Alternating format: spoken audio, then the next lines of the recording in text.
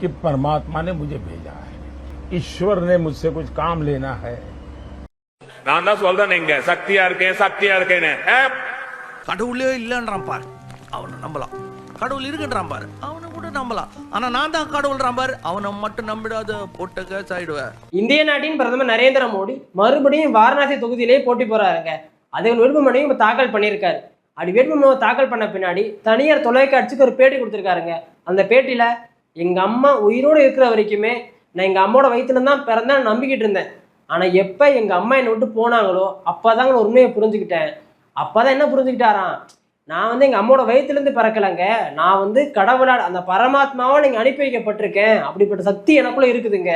அதாவது நான் பயாலஜியில் அந்த பூமிக்கே வரலை, அந்த ஈஸ்வரர் தான் எனக்கு அனுப்பியிருக்காரு, என்னை வச்சு இங்கே சில வேலைகள் பண்ண பார்க்குறாங்க அப்படின்னு பேசியிருக்காருங்க. அதாவது அவர் மனித பிறவியே கிடையாதாமா, தெய்வ பிறவி அப்படிங்கிற மாதிரி பேசியிருக்காரு. அந்த பேசுனதாங்க சோசியல் மீடியாவில் பயங்கர வைரலாக போயிட்டு இருக்கு. நீ மனுஷனே இல்ல தெரியுமா, அதை விடுங்கய்யா. அப்படி பேசும்போது அவரே சொல்றாரு, இப்படி நான் பாருங்க நான் மனித பிறவி கிடையாது தெய்வ பிறவின்னு சொன்னா இடதுசாரி கிண்டல் அடிப்பாங்க அப்படின்னு. அப்புறம் இப்படி பேசுனா கிண்டல் அடிக்காம வேற என்ன பண்ணுவாங்க. இதுக்கு நம்ம ராகுல் காந்தியும் செமையார் கிண்டல் அடிச்சிருக்காருங்க.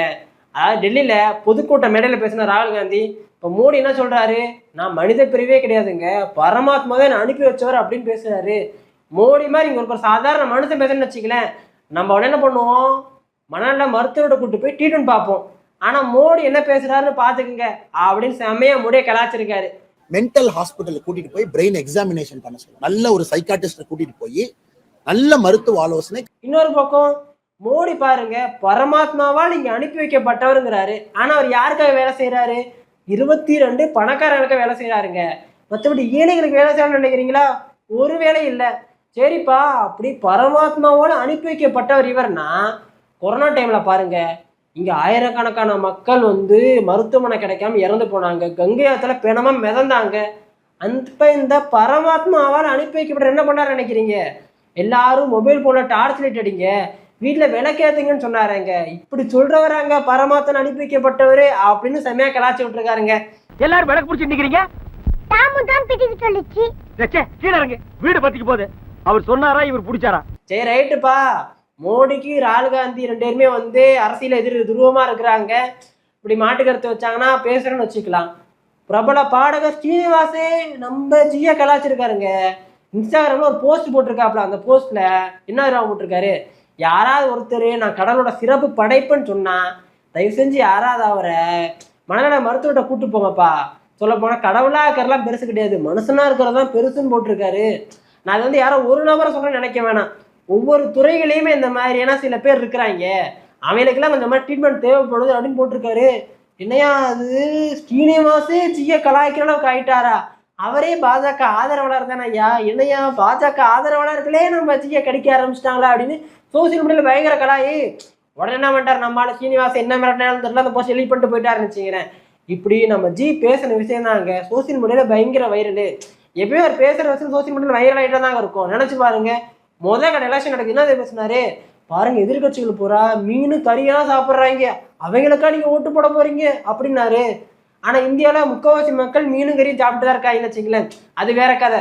2ஆம் கட்ட எலெக்ஷன் நடக்கும்போது காங்கிரஸ் மட்டும் ஆட்சிக்கு வந்துன்னு வச்சுங்களேன், உங்க தாலியை பூரா பறிச்சிருவாங்க, இந்து பெண்கள் தாலி அவ்வளவுதான் அப்படின்னு கதறினாரு.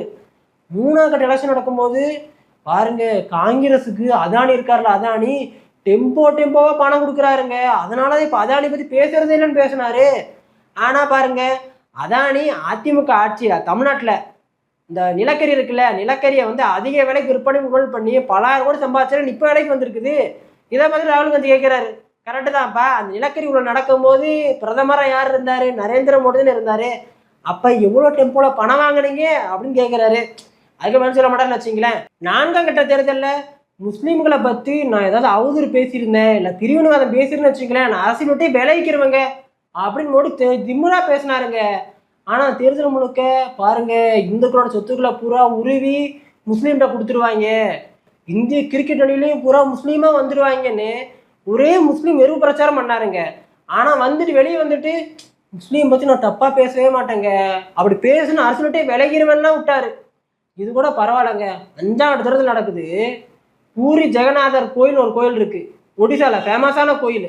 அந்த கோயில் இருக்கக்கூடிய பூரி ஜெகநாதரே மோடியோட பக்தர் தான். அப்படின்னு ஒரு பாஜக தலைவரே பேசினாப்ல. அதுக்கடுத்து தாங்க வந்து நம்ம பிரதமரே சரி ரைட்டு போதும்பா, பொறுத்ததெல்லாம் போதும், நம்ம அவதாரத்தை எடுத்து காட்டணும் இருக்காதான். ஏன் நான் மனுஷனே கிடையாதுங்க, தெய்வப்பிறவி அப்படிங்கிறதையும் போட்டிருக்காருங்க. இனி 6ஆம் கட்ட தேர்தல் 7ஆம் கட்ட தேர்தல் நடக்க போகுது. இன்னைக்கு என்னென்ன பேச போறாரோ தெரியல வச்சுங்களேன். இதில் நெட்டிசன்கள் வேற ஆர்சிபி இந்த தடவையும் 17 வருஷமும் கப்பு போயிருச்சுன்னு வச்சுங்களேன். அடுத்த கட்ட தேர்தல் நடக்கும்போது நம்ம ஜி என்ன பேர் பேசுவாரு பாருங்க, அடுத்த தடவை மட்டும் காங்கிரஸ் அடிச்சு கொஞ்சம்னு வச்சுங்களேன், உங்களை 2 ஐபிஎல் கப் இருந்துச்சுன்னா ஒன்றை பிடிங்கி ஆர்சிபியை கொடுத்துருவாருங்க அப்படின்னு பேசினாலும் பேசுவாருங்க. நீ கிண்டலை நினைச்சிக்க வேணாம், சீரியஸாவே பேசுவாரு. ஏன்னா அப்படிப்பட்ட ஆளு தாங்க அவரு அப்படின்னு சோசியல் மீடியால பிடிச்சி பயங்கரமா கலாச்சிக்கிட்டு இருக்கிறாங்க.